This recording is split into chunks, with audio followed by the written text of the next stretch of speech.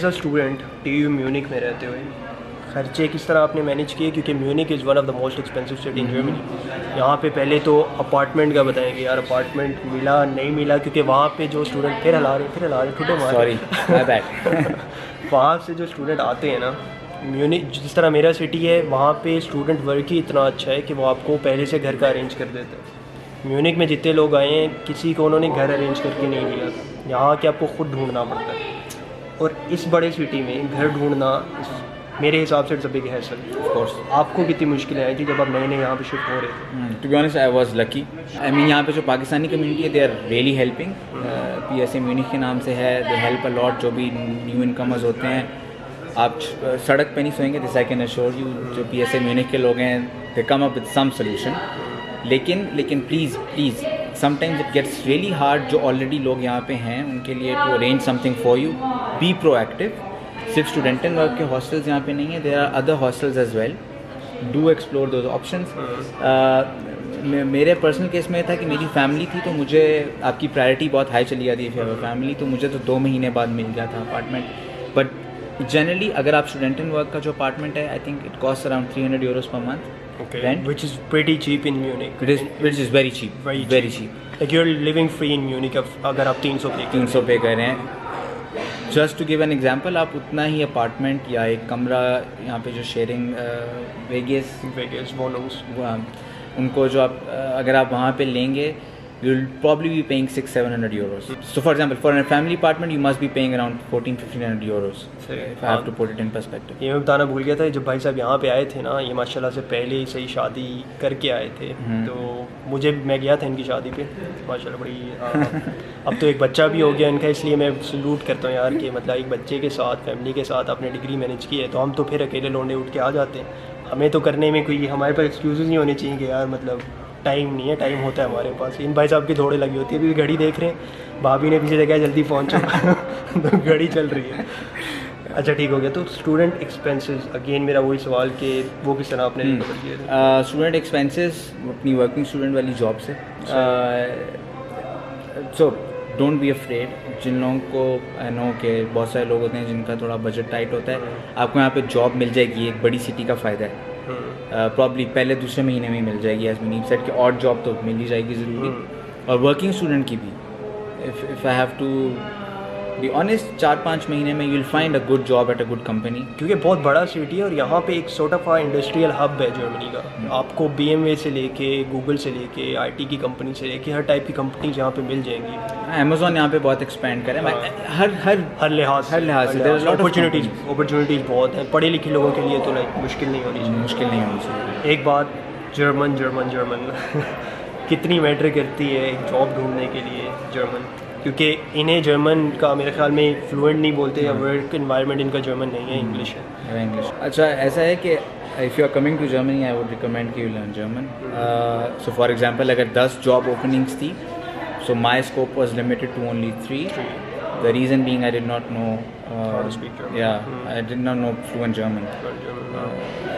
और coming back to actually expenses, I would add, just to give you a rough estimate, Munich में रहते हुए you should be looking at in the best scenario around 400-500 euros.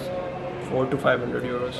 Actually health insurance डाल के maybe 500 euros is a good 500 to 600 euros is a good estimate. खाने पीने के बगैर नहीं, खाने के साथ if you're making food at home of course. Okay, yeah. I mean अगर बाहर खा रहे हो तो make it 700-800 whatever.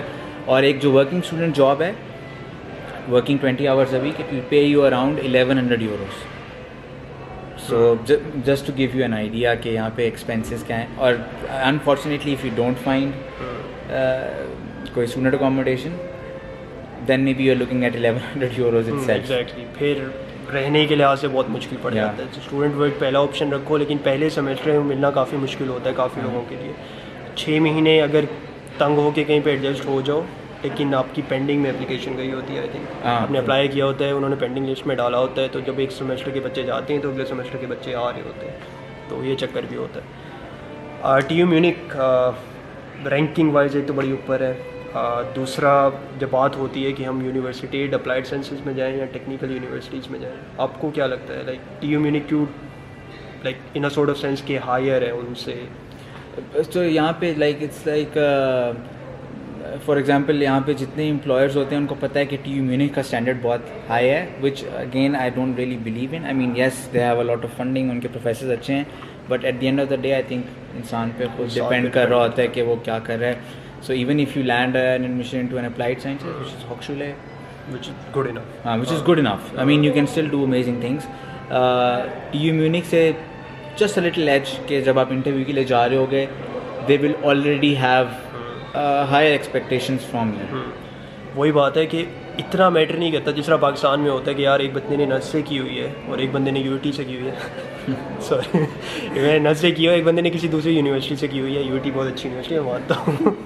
तो उनको वो थोड़ा नस्ट वालों को प्रेफर करते हैं. अगर किसी ने GK से की होती है, GK का कोर्स एक बड़ा नाम है, तो वहाँ पे थोड़ी यूनिवर्सिटी रैंकिंग मैटर कर रही होती है. जो PNG होती हैं वो बड़ी बड़ी यूनिवर्सिटीज़ में जाती हैं सबसे पहले. लेकिन यहाँ पे वो सीन नहीं है. जब लोग मुझसे पूछते हैं ना इसकी यूनिवर्सिटी रैंकिंग हायर है, मुझे आगे जाके अगर इसमें ना पड़ा तो जॉब में मसला आएगा कि नहीं आएगा, तो मैं कहता हूँ जर्मनी में चीज़ मैटर नहीं करती. आपको काम आना चाहिए. अगर काम आता है ना आपको, तो आपकी यूनिवर्सिटी रैंकिंग का कोई नहीं पूछेगा किस में पढ़े हो, वहाँ पढ़े हो, यहाँ पढ़े. काम आता है तो जॉब आपको मिल जाएगी. Just to add on some things, I think you should really build on developing your skills. This is something that I cannot emphasize enough. For example, if you are an electrical engineer, I would recommend कि please develop your programming skills. Because आजकल यहाँ पे everybody starting from I think chemical engineer whatever, everybody has to program something. क्योंकि ये ज़माना programming है. आपने कुछ भी पढ़ लिया ना, अगर आपको प्रोग्रामिंग नहीं आती तो आप बहुत पीछे चल रहे हो. क्योंकि हर कोई आपसे एक्सपेक्ट करता है यार इंजीनियर है, इंजीनियर को एटलीस्ट बेसिक लेवल पे प्रोग्रामिंग आनी चाहिए. तो प्रोग्रामिंग का भाई सीख लो. मैं भी C++ करते मौत पड़ती थी. बाद में कहा यार ये मतलब दुनिया कहाँ जा रही है, सीख लो, कुछ सीख लेते हैं. आई थिंक एक्सप्लोर सम और भी जितने भी आपके टेक्निकल स्किल्स हैं, डू डेवलप दैम. पाइथन है, पर्ल है, whatever. I mean, there are a lot of programming languages, but do develop your skills. यहाँ पे लोग आपको skills की basis पे job देंगे, not on the ठप्पास that you have on your big universities, big names.